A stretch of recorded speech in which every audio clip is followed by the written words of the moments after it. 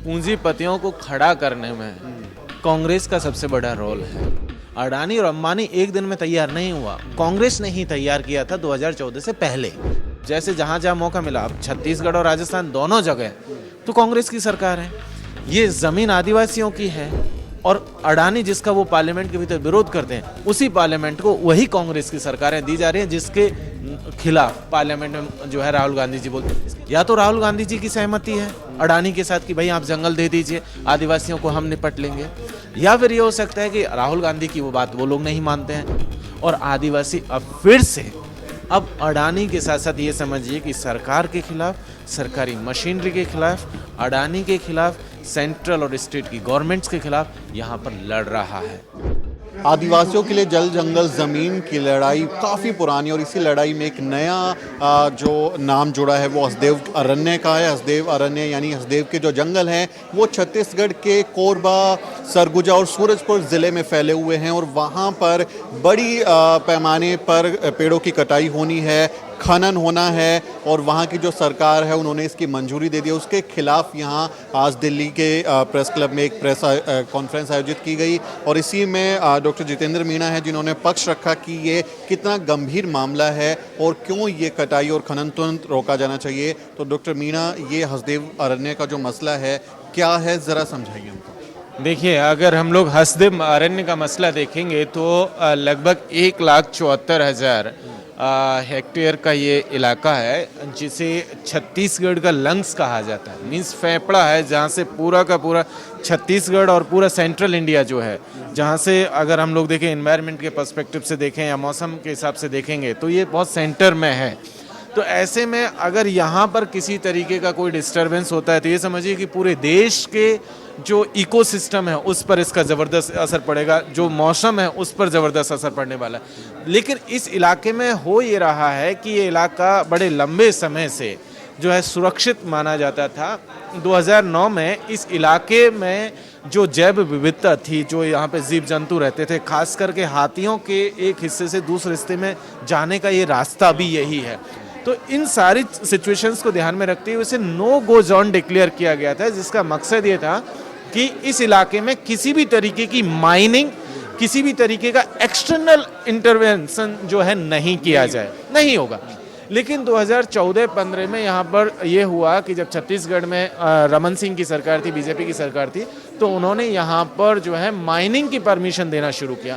पहले ये जो इलाका है ये राजस्थान राज्य जो विद्युत उत्पादन डिपार्टमेंट है उसके पास था, उसको ये दी गई कि आप यहाँ से जो विद्युत का उत्पादन करेंगे। लेकिन इसमें यहाँ पर एमओडी साइन हुआ, जिसमें कि अडानी की भी एंट्री हुई छत्तीसगढ़ और राजस्थान सरकार के साथ साथ, और ये लैंड जो है सीधे बाईपास करते हुए अडानी को ट्रांसफ़र कर दी गई कि अब यहाँ से अडानी जो हैं वो बिजली का उत्पादन करेंगे। मीन्स एक तरीके से समझिए कि ये सरकारों का इस्तेमाल प्राइवेट जो अनुसूची 5 की जो लैंड थी उसका इस्तेमाल ऐसे किया गया कि लॉ को डाइल्यूट करने के लिए, क्योंकि डायरेक्ट किसी प्राइवेट फर्म को नहीं दे सकते थे, लिहाजा इन्होंने पहले सरकार के नाम पर वो की और सरकार ने अपनी अथॉरिटी उधर ट्रांसफर की। तो इस तरीके से संविधान का सीधा सीधा उल्लंघन किया गया। उसके साथ साथ पेसा एक्ट जो 96 है, जिसके तहत ये था कि ग्राम सभाएं इसमें सर्वोपरि होंगी। तो ग्राम सभाओं की अनुमति के बिना इस इलाके में कोई बाहरी व्यक्ति घुस भी नहीं सकता था। ऐसे में जब जमीनें ट्रांसफर कर दी गई तो सरकारों ने दूसरे रास्ते अख्तियार किए कि यहाँ पर कुछ नई फर्जी ग्राम सभाएं बनाई जो सिर्फ कागजों पर एग्जिस्ट करती थी, जिनमें कई लोग तो ऐसे थे उसमें साइन करने वाले जो पहले मर चुके थे इन ग्राम सभाओं की मीटिंग होने से पहले। कह रहे हैं कि सरकारी तौर पे और जो अडानी है, कॉरपोरेट जो लोग हैं, उनकी तरफ से फर्जी ग्राम सभा बना के धांधली की गई है। जी, बात मैं यही कह रहा हूँ कि जिस डेट में जो आम ग्राम सभाएं हुई हैं उनमें कई लोग ऐसे साइन किए हैं जो पहले मर चुके हैं, ग्राम सभाओं के होने से पहले ही मर चुके हैं, लेकिन उनके साइन हैं। मीन्स वहाँ कुल मिलाकर के फर्जी ग्राम सभाएं क्रिएट की गई ताकि कॉन्स्टिट्यूशन का प्लस 1996 के पेसा एक्ट का वायलेशन किया जा सके। और ये सब करके इन्होंने माइनिंग सिलसिला शुरू हुआ 2015-16 के आसपास। उस समय बीजेपी की सरकार थी और तभी से आदिवासियों ने हसदेव अरण्य को बचाने के लिए मूवमेंट शुरू कर दिया था। उस समय पर जब मूवमेंट चल रहा था तब कांग्रेस के जो हेड हैं उस समय जो मुखिया थे राहुल गांधी जी, वो जाते हैं और वो उन्होंने प्रॉमिस किया कि आदिवासियों के साथ किसी भी तरीके का कोई अन्याय नहीं होने दिया जाएगा, हमारी सरकार अगर आएगी तो हम इस पूरे के पूरे प्रोजेक्ट को रद्द करेंगे, ज़मीनें वापस जो है आदिवासियों को दी जाएंगी और जिस स्थिति में थी उस स्थिति में छोड़ दिया जाएगा। लेकिन अभी तो वहीं सरकार कांग्रेस की है, बघेल वहाँ पर सीएम है, तो उनका क्या स्टेक है इस पे? उन्होंने आपकी बात सुनी है क्या? यही हैरानी की बात है कि जब जैसे ही सरकार बनी तब भी हसदेव अरण्य के लोग उनसे मिलने गए थे और उसके बाद लगातार मिलने गए। इवन एक दफ़ा ये हुआ कि 300 किलोमीटर की पदयात्रा करके हसदेव के जो आदिवासी हैं वो रायपुर तक पहुंचे थे मिलने के लिए कि भाई आप हमें से मिलिए, इस प्रोजेक्ट को रद्द कीजिए। लेकिन क्या हुआ कि वही ढाक के 3 पद, रिजल्ट कुछ नहीं निकला, वो माइनिंग चलती रही। और अभी तो स्थिति ये आ गई कि पिछले महीने जो परसा ईस्ट ब्लॉक में जो माइनिंग चल रही थी उसमें भी परसा ईस्ट का सेकंड फेज शुरू कर दिया गया, प्लस परसा वेस्ट का नया ब्लॉक खोल दिया गया माइनिंग के लिए। और जैसे ही वेस्ट ब्लॉक खोला तो वहाँ पर जो है वेस्ट ब्लॉक, सिर्फ वेस्ट ब्लॉक जो है ये है, ये लगभग आपको देखेंगे 8,000 हेक्टेयर का जंगल है, सिर्फ 8,000 हेक्टेयर का। इस वेस्ट ब्लॉक का हिस्से की बात करें जहाँ पर 4.5 लाख से ज़्यादा सिर्फ साल के पेड़ हैं, बड़े बड़े, जो कई जो हैं आप देखेंगे कई दशकों से खड़े हुए हैं, जो पूरे इकोसिस्टम को मैनेज कर रहे हैं। साल के पेड़ से मुझे एक बात याद आ रही है डॉक्टर मीणा, कि साल के पेड़ जो हैं वो कुदरती जहाँ उगते हैं वो वहीं रहते हैं, उनका बीज आज तक कोई रोप नहीं पाया है कहीं पे। साल को आप कहीं दूसरी जगह नहीं उगा सकते।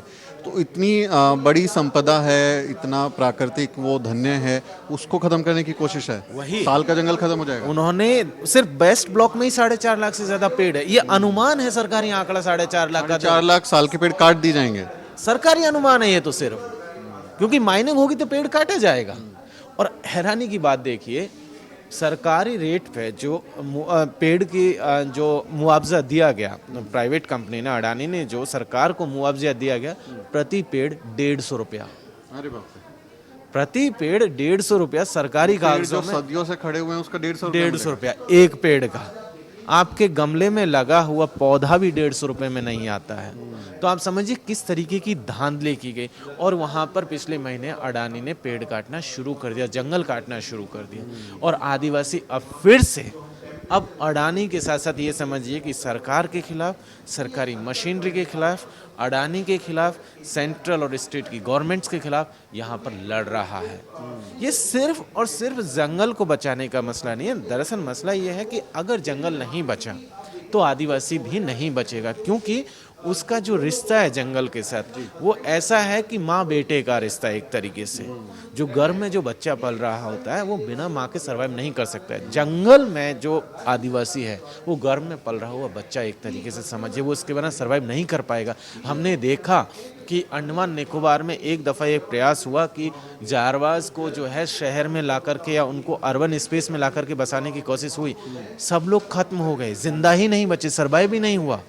तो ऐसे में ये जो पूरा का पूरा खेल है उसमें होगा ये कि जैसे जंगल कटेगा आदिवासी वहाँ से खत्म हो जाएगा, जैसे अमेरिका में रेड इंडियंस खत्म हो। जी डॉक्टर मीणा, ये राहुल गांधी या कांग्रेस के तमाम लोग संसद में खड़े होकर कहते हैं कि बीजेपी की जो सरकार है, मोदी सरकार, वो 2 लोगों के लिए काम करती है, अडानी और अंबानी के लिए। बहुत उसका प्रचार करते हैं, खूब आरोप लगाते हैं। लेकिन उन्हीं की सरकार इस तरह से अडानी के मतलब सब कुछ लुटा दिया, प्राकृतिक संपदा लुटा दिया।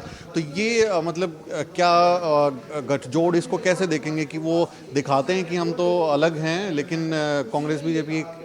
देखिए, पूंजीपतियों को खड़ा करने में कांग्रेस का सबसे बड़ा रोल है। ये पूंजीपति सडनली 5-6 सालों में खड़े नहीं हुए।